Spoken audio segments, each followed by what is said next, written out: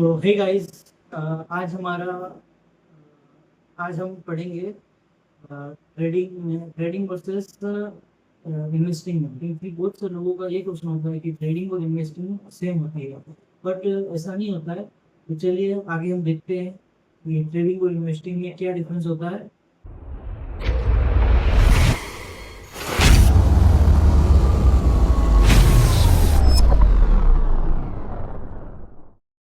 तो मेरा कहना ये होता है कि ट्रेडिंग जो होती है, ट्रेडिंग में हम जैसे कि बेसिक हमारे जो लॉन्ग टर्म नहीं होती है, ट्रेडिंग शॉर्ट टर्म होती है। जैसे शॉर्ट टर्म कैसे होती है कि जैसे कि अगर मुझे प्रॉफिट करना है तो मैं ज़्यादा से ज़्यादा एक दिन में प्रॉफिट कर सकता हूँ। बट लेकिन उसके लिए आपको इन्वेस्ट करना पड़ेगा। इन्वेस्टिंग में हमेशा हमें आपको 2 महीने, 3 महीने, 6 महीने, 1 साल, 2 साल, 3 साल, 10 साल फिर इन्वेस्ट करोगे। तो उसमें आपको इन्वेस्ट करना पड़ेगा, तब जाकर आप एक उसमें आपको प्रॉफिट होगा। जैसे कि अगर आपके पास 10,000 है तो आप पैसों से ट्रेडिंग करोगे या इन्वेस्टिंग। आपके पास अगर 10,000 रुपये का ट्रेडिंग करोगे, इन्वेस्टिंग, अगर आपके पास पेशेंस नहीं है तो आपको ट्रेडिंग करनी पड़ेगी। पर उसके से पहले आपको सीखना पड़ेगा कैसे कि ट्रेडिंग में क्या होता है। ट्रेडिंग में टेक्निकल एनालिसिस क्या होती है, रेजिस्टेंस सपोर्ट्स क्या होते हैं, कैंडलस्टिक्स क्या होती है। ये बहुत से टॉपिक्स होते हैं जो समझना पड़ेगा, और जो टॉपिक्स मैं आपको सबको क्लियर करा दूंगा इस 100 डेज की सीरीज में। तो ये सीरीज देखना मत भूलना, और मेरे साथ जुड़ जाइए। आपको 100 डेज में मैं एक बेटर ट्रेडर बना के भी रहूँगा। तो वो देखो, चलिए हम तो मतलब, लेकिन लोगों को क्या लगता है कि ट्रेडिंग और इन्वेस्टिंग दोनों ही सेम होती है। बट ऐसा नहीं है, दोनों ही डिफरेंट है। कैसे?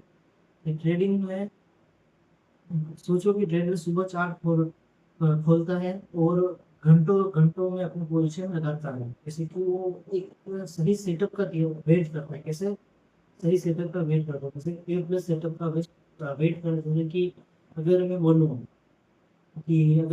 जैसे कि अगर तुमने एक क्या बोलते हैं अपन, स्ट्रेटजी बनाई है, ठीक है। स्ट्रेटजी बनाई है तो उस पे कैसा होता है, एक सेटअप बनना पड़ता है। एक प्लस सेटअप बनेगा तब आप उसमें ट्रेड लोगे और आपको प्रॉफिट होगा। तो लोगों को मतलब ट्रेडर को थोड़ा वेट करना है, घंटों 2 घंटा बहुत टाइम पे वेट करना पड़ता है उनको। फिर उनको एक अच्छा सा एक मिलता है। और हम बात कर रहे हैं, ठीक है, हाँ, सालों और फिर बात करते हैं इन्वेस्टिंग में हमें क्या आता है। इसमें आप कंपनी में क्या करोगे, इन्वेस्ट करोगे शेयर्स में, क्योंकि उस कंपनी का कितने सालों से प्रॉफिट में है, क्या है उसका पिछले सालों का प्रॉफिट।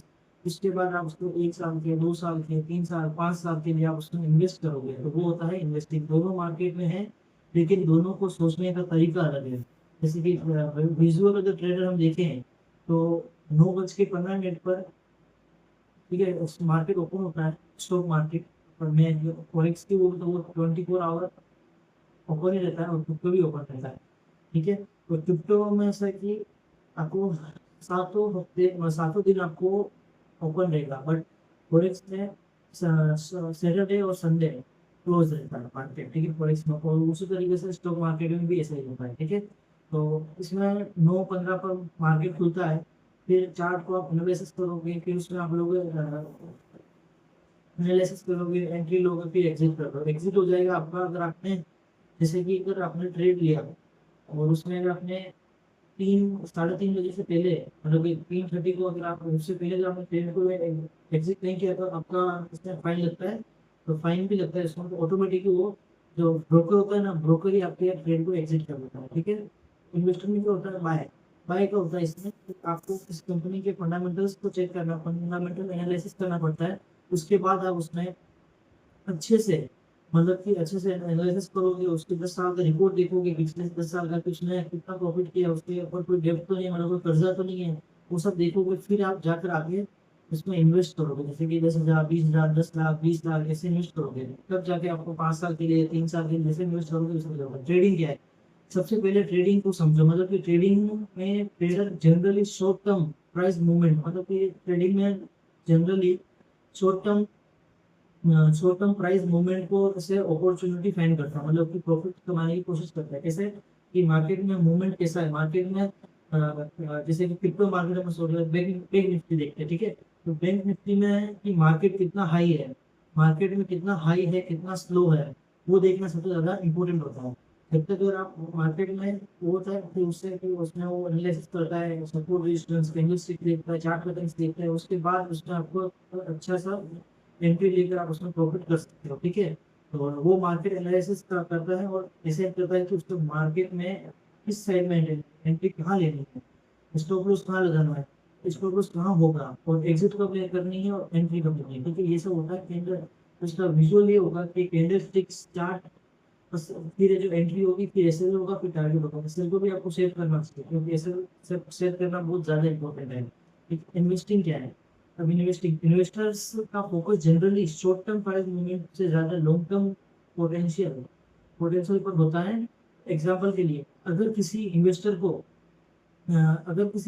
को लगता है कि कंपनी का बिजनेस फ्यूचर में ग्रो कर सकता है, तो वो उस कंपनी में इन्वेस्टमेंट करके लॉन्ग टर्म तक होल्ड करेगा, जिसमें लॉन्ग टर्म में किसी किसी का 6 महीने, 1 साल, 5 साल, 10 साल, 15 साल इस तरीके से, पर मैक्सिमम टाइम इसमें 5 साल से 10 साल के बीच में ही लोग इन्वेस्ट करते हैं, क्यों, ठीक है।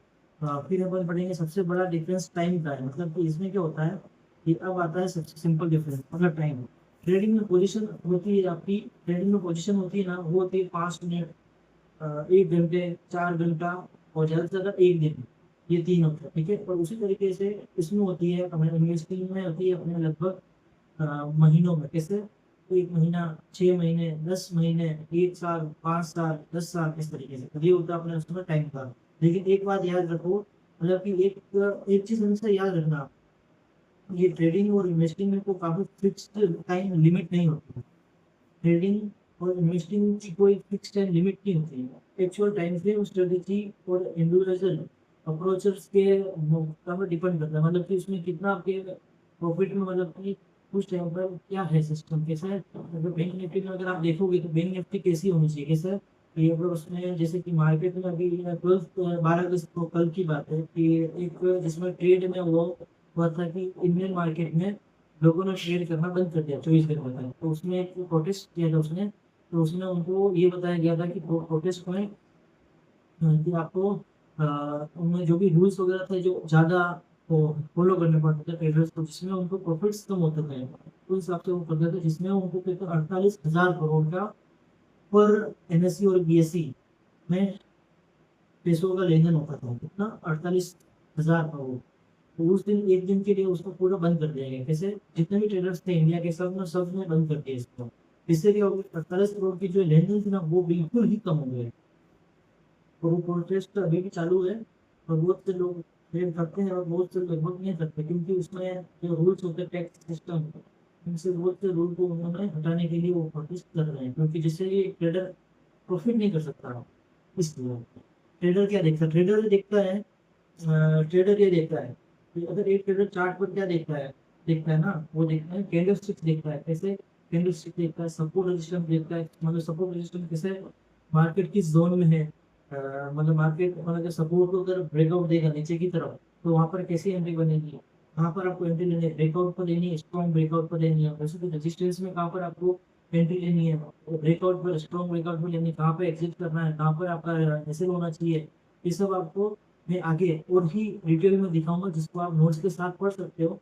तो ये चीजें बहुत ही इंपॉर्टेंट है, ठीक है। और जैसे कि अभी के टाइम पे हर एक चीज आपको एआई बता देगा, और एक एआई का टूल बताता हूँ मैं एनालिसिस के लिए, बेस्ट है, बट फिर भी एक मैन्युअली सीखना जरूरी है। एक डीपर एआई नाम का एआई है जिसमें आपको 100% भी वो 99% एकदम परफेक्ट एनालिसिस सिखाता है। पर फिर भी भविष्य में कभी भी, मतलब फ्यूचर में कभी भी बंद हो सकता है।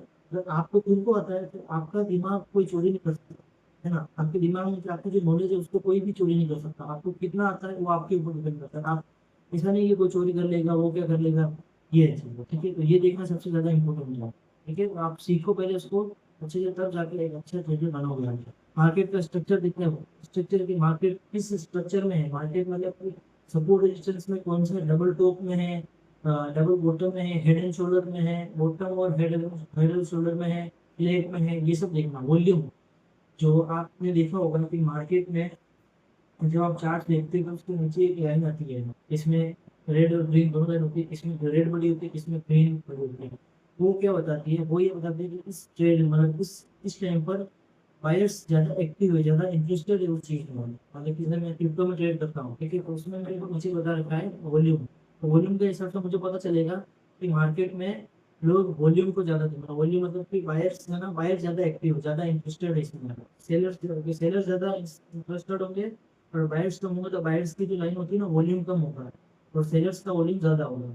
इसलिए वो भी एक इम्पोर्टेंट चीज़ होती है। और टेक्निकल इंडिकेटर्स, जैसे टेक्निकल इंडिकेटर्स में होते हैं अपने बोलिंजर बैंड्स, जो लगभग भंगार है एकदम। मैगडी मैगडी भी भंगार है, बिल्कुल काम का नहीं है।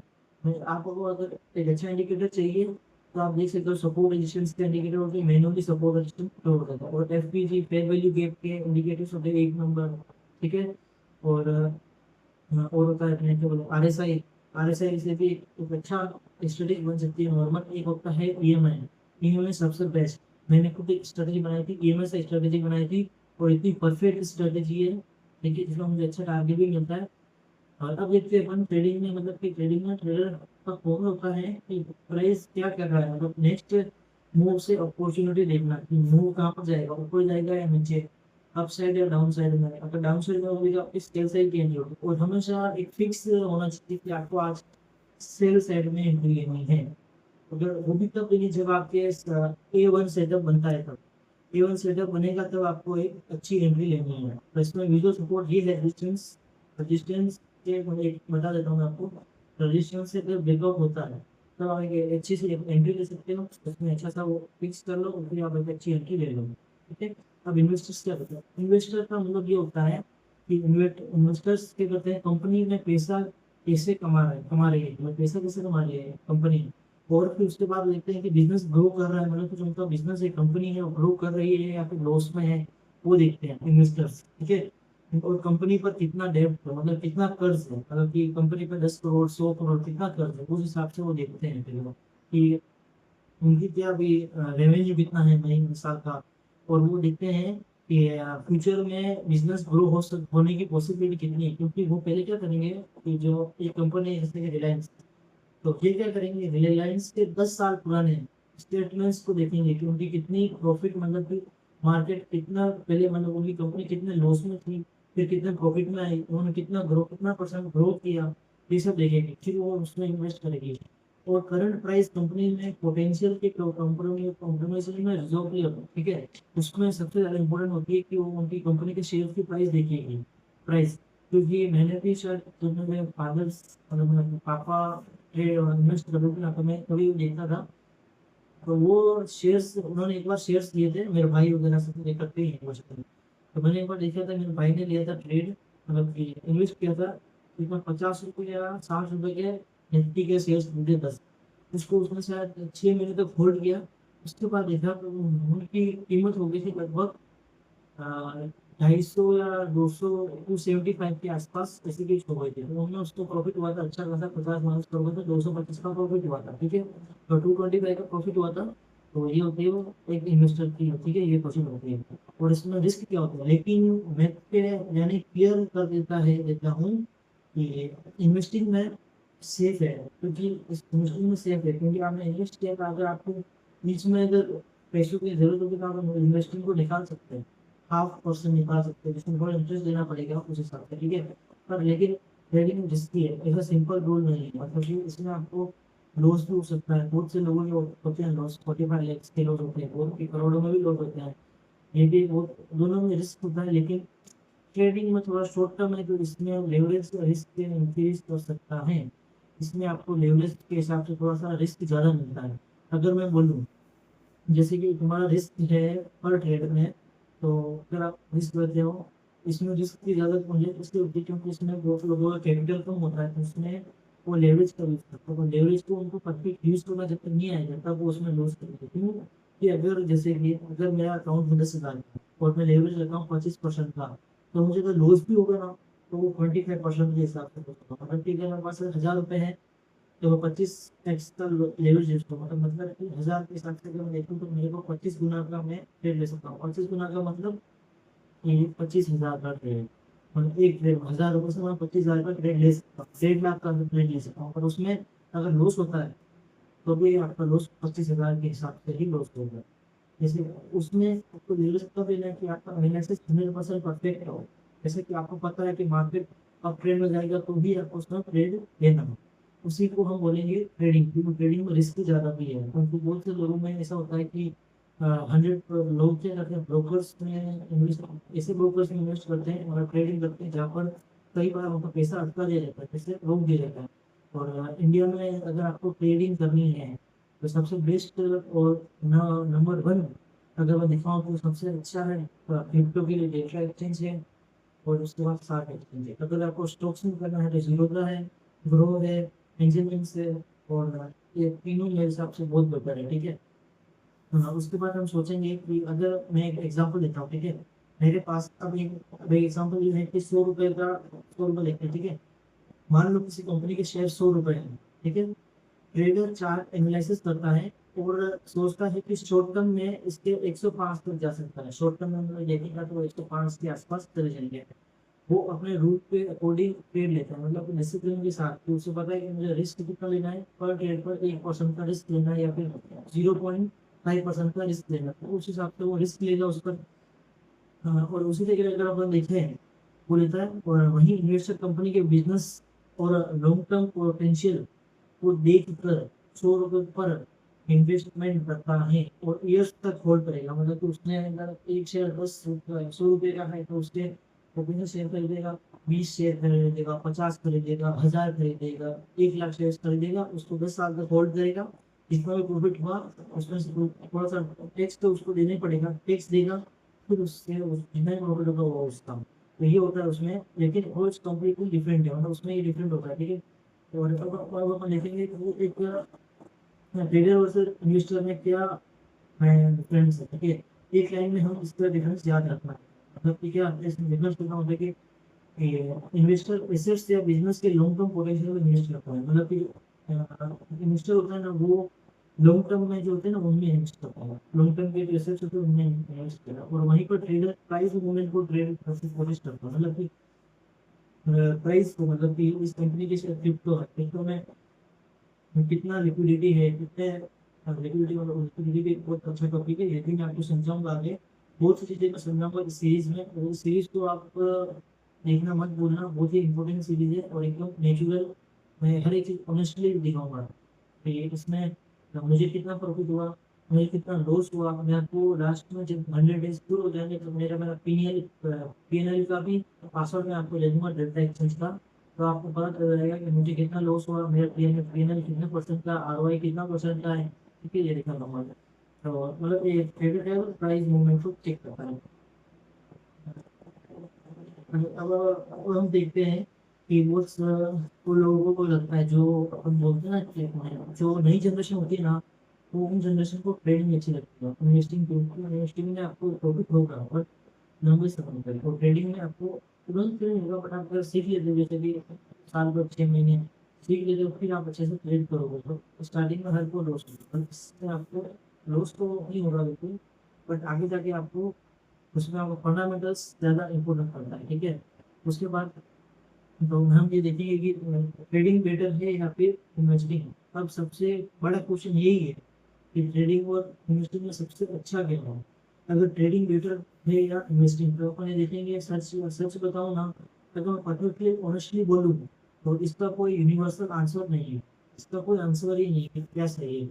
ये आपके गोल, नॉलेज, टाइम फ्रेम, रिस्क और अप्रोच पर डिपेंड करता है। आपके पास क्या है, आपके पास अगर कैपिटल है, आपको जिसमें इंटरेस्ट है, अगर आप रिस्क नहीं लेना चाहते हो तो आप इन्वेस्टिंग करो, अगर आप रिस्क लेना चाहते हो तो आप ट्रेडिंग करो। तो पर ट्रेडिंग में आपको रिवॉर्ड अच्छा मिलेगा, बट इन्वेस्टिंग में रिवॉर्ड मिलेगा बट कुछ टाइम के बाद, 10 साल, 5 साल, 1 साल, 6 महीने, 7 महीने, इस तरह। इसमें आपको सिर्फ और सिर्फ अगर मेरी ऐसे ही चलाओगे तो आपको मुझे देखोगे तो आपको ज़्यादा 3 महीने टाइम होगा, 3 महीने के बाद 2 महीने आपको उसके प्रैक्टिस में डेमो ट्रेडिंग से करना है, उसके बाद आप अच्छे से ट्रेड कर सकते हो। बट हमेशा वो कैपिटल को प्रोटेक्ट करना बहुत इंपॉर्टेंट है। उसके बाद आपको क्या करना है कि जैसे मैंने 10,000 का कैपिटल है मेरे पास, आपको 5,000 डिपॉजिट करना है। 5,000 को डिपॉजिट करो, फिर उसमें से 5,000 को डिपॉजिट करने के बाद 5,000 को बैकअप रखो। अगर बाई चांस आपके अगर 5,000 का लॉस भी हो जाए तो आपके पास 5,000 बैकअप तो है ना, उसको यूज कर सकते हो बैकअप को, वो सबसे ज़्यादा इम्पोर्टेंट है।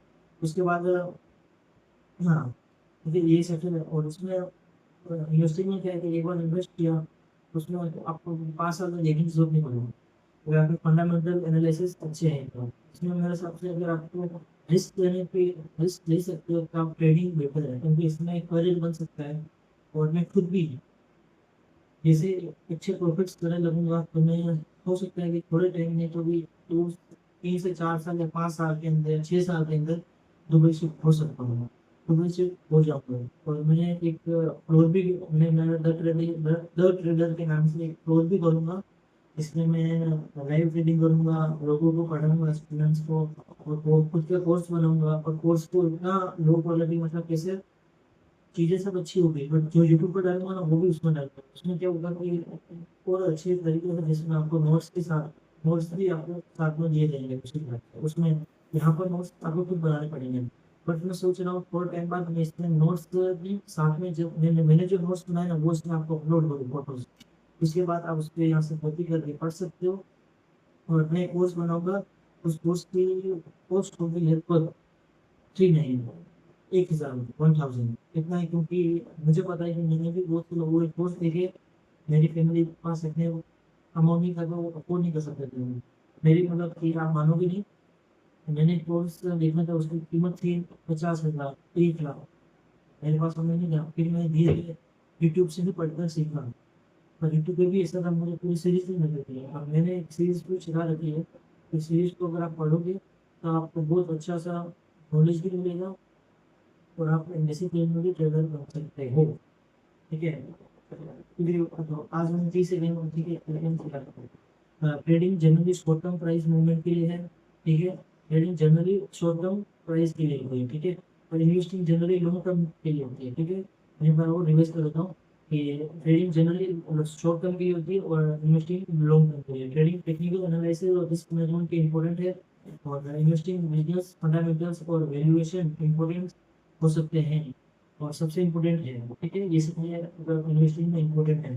ठीक है, दोनों में रिस्क है पर दोनों में प्रॉफिट गारंटीड नहीं है, मतलब कि अगर आपका एनालिसिस सही नहीं है तो आप में ये भी भूल सकते, आप ये भी मत सोचो कि आपको ये प्रॉफिट होगा। अगर आपको एनालिसिस 100% इसमें है तो ही आपको प्रॉफिट होगा। मेरे साथ भी हुआ बहुत बार, मैंने एनालिसिस किया और मैं बहुत सी बार एनालिसिस गलत हुआ और मुझे लॉस भी हुआ था। ठीक है, और ये हो गया। ठीक है, तो अब हम कल के टॉपिक के बारे में अभी सोचता रहता हूँ, कल का जो टॉपिक होगा कि वो होगा स्टॉक मार्केट क्या होता है, वो भी मैं आपको सिखाऊंगा अभी। ठीक है, वो भी मैं सिखाऊंगा, उसके आगे और भी टॉपिक्स है। तो चलिए, लाइक को सब्सक्राइब करना मत भूलना, और चैनल को सब्सक्राइब कर दो, और अपने दोस्तों को भी शेयर कर दो इसको। बहुत ही बढ़िया चीज़ सिखा रहा हूँ ऑनेस्टली।